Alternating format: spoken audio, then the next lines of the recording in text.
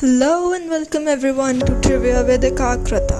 I am your host Ekagrata and today we'll be talking about the Northern Lights. In case you don't know what the Northern Lights are, they are a spectacular colorful display of light commonly seen in the night sky in the Northern Hemisphere. The Northern and Southern Lights are also known as Aurora Borealis and Aurora australis. They are formed when electrons and protons collide with gases in the Earth's upper atmosphere. Those collisions produce tiny flashes that fill the sky with colorful light. As billions of flashes occur in sequence, the Northern Lights appear to dance in the sky. It is no wonder that the Aurora Borealis have influenced folklore and stories throughout the ages. Imagine gazing up at the green, red and purple lights flickering across the sky.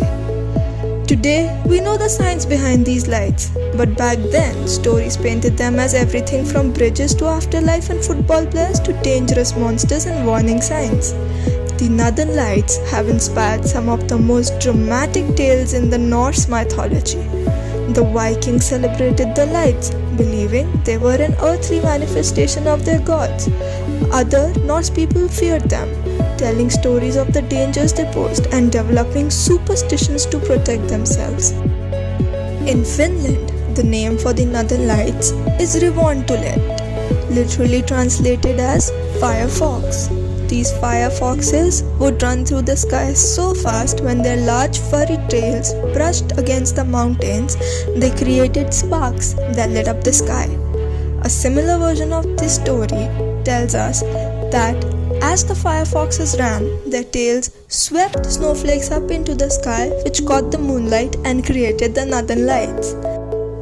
In Icelandic folklore, they believed the Northern Lights helped to ease the pain of childbirth. But pregnant women were not to look directly at them or their child will be born cross-eyed.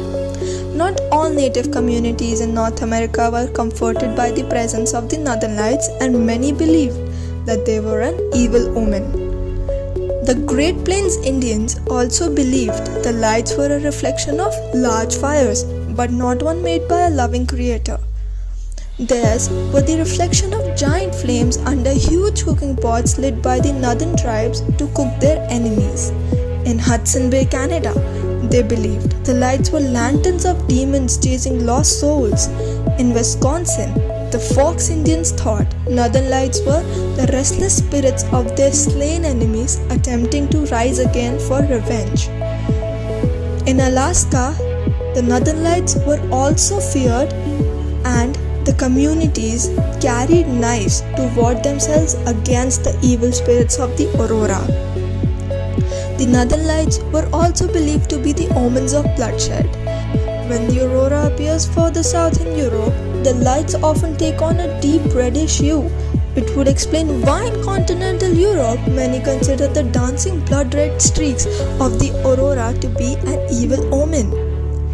Not everybody saw the aurora as an harbinger of doom. Many northern European cultures viewed the sight of an aurora as an auspicious sign. Estonians believe that the aurora lighting up the skies were wonderful sleighs taking guests to a spectacular wedding celebration in the heavens.